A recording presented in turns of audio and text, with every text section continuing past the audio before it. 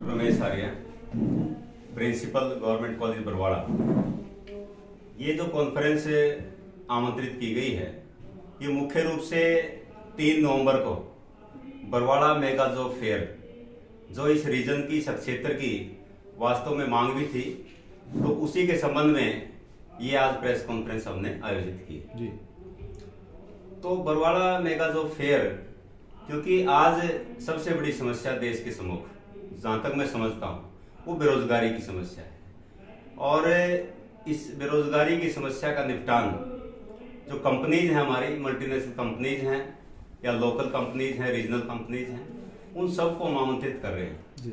अब तक 35 कंपनीज ने हमारे पास रजिस्ट्रेशन करवा लिया है और सभी कंपनीज की एक्सेप्टेंस आ गई है और वो जो है 35 कंपनियों का डेटा हम आज आपको दे भी सकते हैं जी। इसके साथ साथ अभी जैसे आज हम प्रेस कॉन्फ्रेंस कर रहे हैं, तो और भी लोकल कंपनीज भी जो है हमारे संपर्क में हैं और हम समझते हैं कि 50 से डाटा ये ऊपर जाएगा।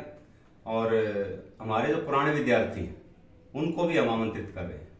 तो एक मुख्य उद्देश्य हमारा यहाँ पर ये है कि हम महाविद्यालय के विद्यार्थियों को अपॉइंटमेंट लेटर यहाँ पर हम कंपनीज के माध्यम से दिलवाना चाहते हैं।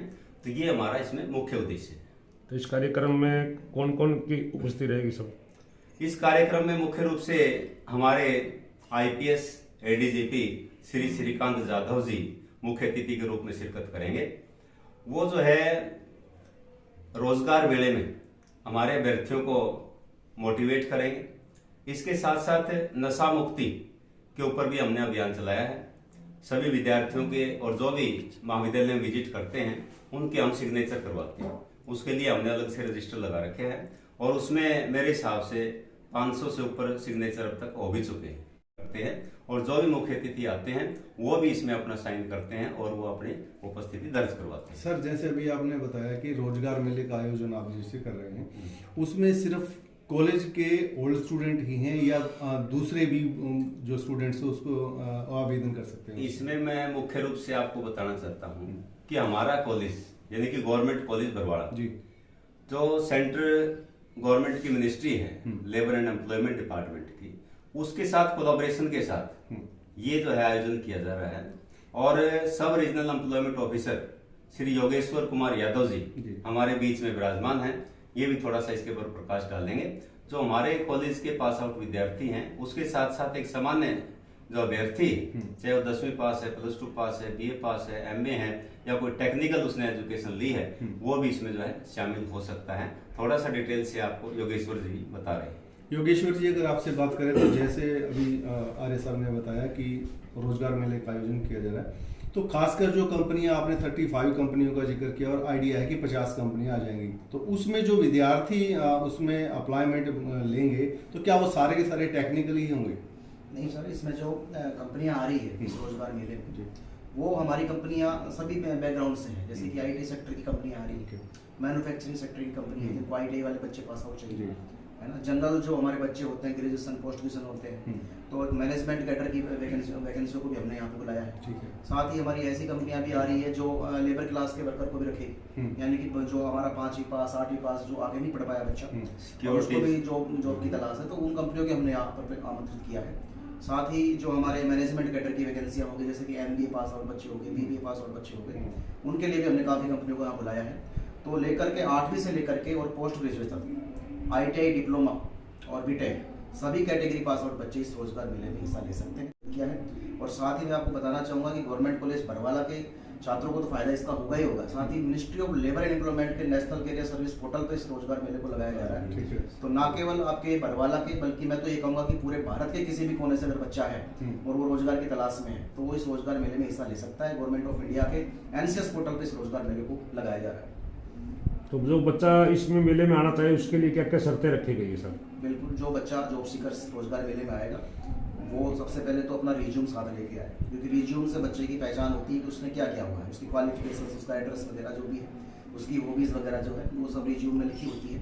तो एम्प्लॉयर्स के लिए जो बच्चे का जो बायोडाटा होता है वो रिज्यूम होता है। तो जो भी बच्चा आ रहा है इस रोजगार मेले में हिस्सा लेने के लिए वो अपना रिज्यूम साथ लेकर के आए। यहाँ पे हमारी लगभग 35 कंपनियां फाइनल हो चुकी है। हमने रूम नंबर अलॉट कर दिए हैं सभी कंपनियों के, हम लिस्ट आपको भी दे जाएंगे। तो बच्चों की सुविधाओं के लिए हमने ये चीज़ करी है कि हम कम से कम 2-3 जगह ये कंपनीज के बैनर लगाएंगे इस रोजगार मेले में, ताकि बच्चे पता लगा ले कि कौन सी कंपनी किस रूम में बैठी हुई है, तो उनको आसानी रहेगी। और साथ ही हमने इस बार ये भी किया है कि बच्चे को इंतजार ना करना पड़े कि मेरा किस कंपनी में सिलेक्शन हुआ है या मुझे कब जॉब ऑफर लेटर मिलेगा। हमने सभी कंपनियों को इंस्ट्रक्शन दिए हैं कि जो भी बच्चे आप सेलेक्ट कर रहे हैं, रोजगार मेले स्थल पर ही सभी बच्चों को ऑफर लेटर आप देके जाएं, जिससे एक गवर्नमेंट को भी अच्छा आउटपुट मिले और बच्चे को भी ये रहे कि मुझे रोजगार मेले में जो है मैं आया हूँ, मेरा सिलेक्शन हुआ है, मुझे ऑफर लेटर भी हैंड टू हैंड मिल गया है। आसान शब्दों में ये कह सकते हैं कि जो एक कहावत बार बार हमें सुनने को मिलती है कि बिना खर्ची बिना पर्ची के जो नौकरी मिलेगी वो इस रोजगार मेले में उपलब्ध हो सकती है। बिल्कुल सर, बिल्कुल बिल्कुल निःशुल्क रोजगार मेला है। भारत सरकार, हरियाणा सरकार दोनों मिलकर इस रोजगार को मेले को लगा रही है। कोई खर्चा बच्चे की तरफ से नहीं लिया जाएगा, सब कुछ निःशुल्क है और जितनी अच्छी सुविधाएं हमारे माध्यम से प्रोवाइड करवाई जाएगी, हम पूरी कोशिश करेंगे बच्चे को ऑन द स्पॉट रोजगार मेले स्थल पर ही उनको सुविधा प्रोवाइड करेंगे। हरियाणा में काफी संख्या में बेरोजगारी हम कह सकते हैं, अगर हम आंकड़े देखें तो इन दिनों में हरियाणा नंबर 1 पे बेरोजगारी में है। इसमें भारी संख्या में स्टूडेंट्स के भी आने की काफी उम्मीद लग रही, तो उनकी सुविधाओं का भी ध्यान रखा गया है क्या?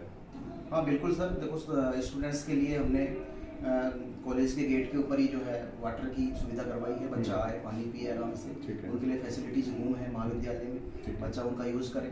साथ ही जो हमारे एम्प्लॉयर आ रहे हैं उनके लिए भी हमने काफ़ी अच्छी सुविधा करवाई है। मतलब कॉलेज प्रशासन की तरफ से पूरी सुविधा की गई है बच्चों के लिए और पूरी सुरक्षा व्यवस्था भी हमने की है। यहाँ के जो भी सुरक्षा अधिकारी है उनसे भी हम उनको भी इन्वाइट कर रहे हैं ताकि बच्चों को जो है इस प्रकार का भी माहौल महसूस ना हो। तो पूरी सुरक्षा व्यवस्था भी है और बच्चों के लिए जलपान की व्यवस्था भी है। तो सारी सुविधाएं जो है रोजगार मेले में इसमें की जा रही है। सर, आपसे जानना चाहेंगे कि एक समय था जब रोजगार कार्यालय में बेरोजगारों की भीड़ लगी रहती थी, मारामारी रहती थी नाम दर्ज करवाने के लिए। एक आज समय ऐसा आ गया है कि रोजगार कार्यालय में देखने से भी कोई बेरोजगार वहाँ नहीं जाता, अक्सर कर्मचारी भी वहाँ खाली रहते हैं। तो रोजगार कार्यालय का क्या महत्व रहेगा? आप एक उच्च अधिकारी हैं उस विभाग के, आज रोजगार कार्यालय का बेरोजगारों के साथ क्या संबंध रह गया और किस प्रकार समझ आगे निभा पाएंगे? देखिए सर, जो रोजगार कार्यालय की मैं बात करूं तो मैं सेंट्रल गवर्नमेंट से आता हूं जी। तो भारत सरकार के रोजगार महानिदेशालय, जिसको सेंट्रल एम्प्लॉयमेंट एक्शन बोला जाता है, उसके माध्यम से ये रोजगार मेला लग रहा है। और सबसे अच्छी सुविधा ये है कि सारी चीज़ें ऑनलाइन है। आप NCS पोर्टल पे जाएंगे तो वहाँ पे वैकेंसी डली हुई है आज के टाइम में, जितनी वैकेंसियाँ वैकेंट है पूरे इंडिया में, स्टेट वाइज भी आप उसमें देख सकते हैं कितने एम्प्लॉयर ने वहाँ पर रजिस्टर्ड किया हुआ है, उनके भी डाटा वहाँ डले हुए हैं। तो बच्चे के लिए बहुत ज़्यादा सुविधा इस पोर्टल ने दे दी है। बच्चा अपने स्टेट में, अपने डिस्ट्रिक्ट में जहाँ भी अप्लाई करना चाहता है ऑनलाइन इस पोर्टल के माध्यम से अप्लाई कर सकता है। बहुत ही सरल इस पोर्टल को बना दिया गया है। तो इसमें जो है मेरे हिसाब से जॉब सीकर्स को कोई भी जो है परेशानी नहीं आएगी। बिल्कुल NCS पोर्टल जो है आज के टाइम में भारत का सबसे बड़ा रोजगार पोर्टल है। आर्य जी अगर बरवाड़ा के अब स्टूडेंट्स की बात करें तो आपकी तरफ से स्टूडेंट्स को क्या संदेश जाएगा?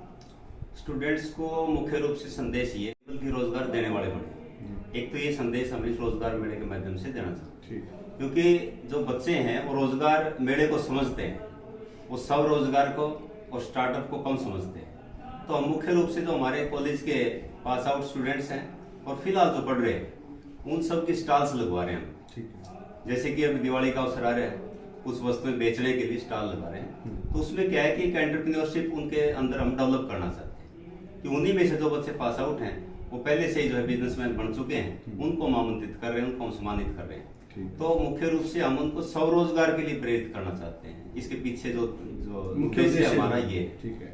दूसरा उद्देश्य हमारा, तीसरा उद्देश्य इसमें मैं कहना चाहूंगा कि जो ट्रेनिंग गवर्नमेंट दे रही है, फ्री ट्रेनिंग दे रही है और इसमें 65 से ऊपर है ट्रेनिंग, नंबर ऑफ ट्रेनिंग 65 से ऊपर इसमें नंबर ऑफ ट्रेनिंग से जो फ्री में है।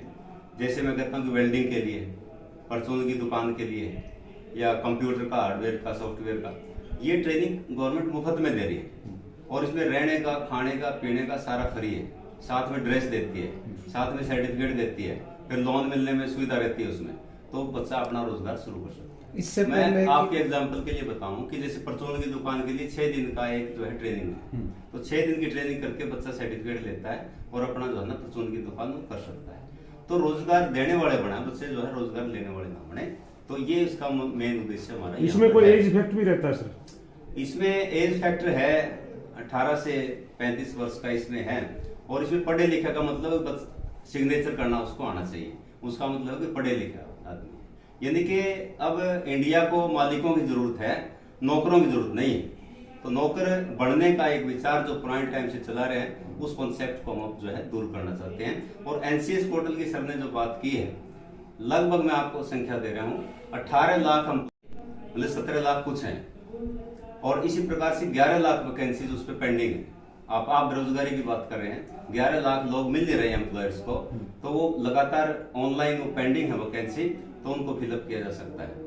तो ये कह सकते हैं कि जागरूकता कम है।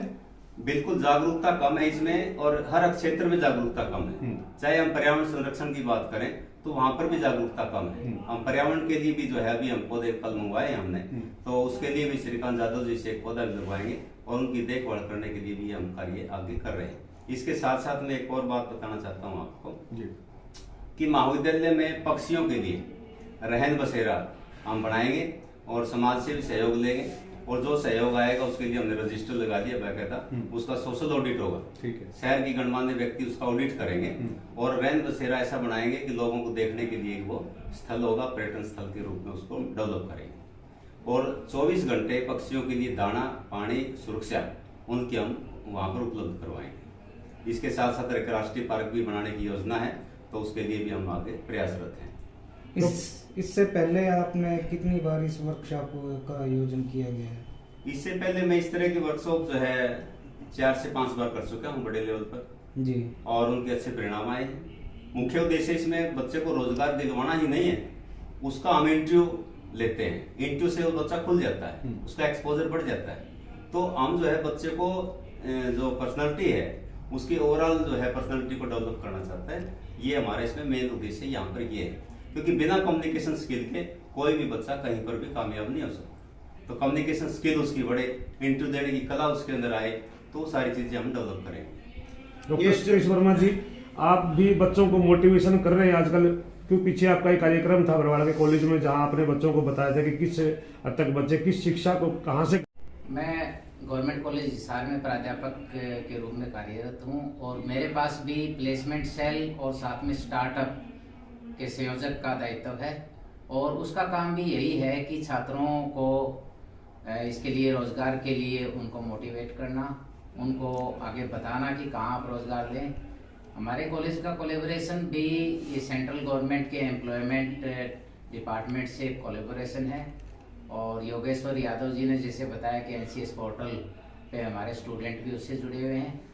जो डॉक्टर रमेश आर्य जी गवर्नमेंट कॉलेज बरवाला में जो ये रोजगार मेला लगा रहे हैं, इसमें हमारे कॉलेज के भी विद्यार्थी भाग लेंगे। जो ओल्ड स्टूडेंट है वो भी आएंगे, और इसमें हम सहयोग कर रहे हैं और मोटिवेट कर रहे हैं। मैं इस मेले की कामयाबी के लिए पूरा हम लगे हुए हैं, और मैं शुभकामनाएं भी देता हूं कि बहुत अच्छा कार्य बरवाला जो मेरा खुद का शहर है उसमें डॉक्टर रमेश आर्य जी कर रहे हैं। आर्य जी, हमारी तरफ से भी आपको इस रोजगार मेले की सफलतापूर्वक संपन्नता के लिए हार्दिक शुभकामनाएं सर। बिल्कुल, थैंक यू। मैं आप सब सर जी, ये मेला कब और कहाँ लगाया जाए? ये मेला 3 नवंबर को गवर्नमेंट कॉलेज बरवाड़ा में लगाया जा रहा है, और इसकी पॉपुलैरिटी आप इससे अनुमान लगा सकते हैं कि जो अपने राष्ट्रीय ख्याति प्राप्त श्री महावीर गुड्डू जी वो खुद इसमें मेले में आएंगे, अपनी कला का प्रदर्शन करेंगे, और बच्चों के लिए कला के क्षेत्र में रोजगार के जो संभावनाएं हैं उसके बारे में बताएंगे। इसी प्रकार से MS जादूगर जी भी आएंगे, वो भी जो है अपनी कला का प्रदर्शन करेंगे। हरियाणा के 5 प्रगतिशील किसान हैं, उनको भी यहाँ पर हम सम्मानित करेंगे, और साइंटिस्ट हैं CU से, वो भी आएंगे, उनको भी हम सम्मानित करेंगे, और जो है रिसर्च के क्षेत्र में रोजगार के बारे में वो बताएंगे। ये कार्ड हमारा है, ये आपको भी इन्विटेशन के लिए मैं दूंगा, तो इसमें भी सारी डिटेल्स हैं। सारी बातें हम यहाँ पे नहीं कर पाए हैं, आगे फिर मिलेंगे, सारी बातें हम करेंगे। ठीक है, धन्यवाद, बहुत अच्छा लगा।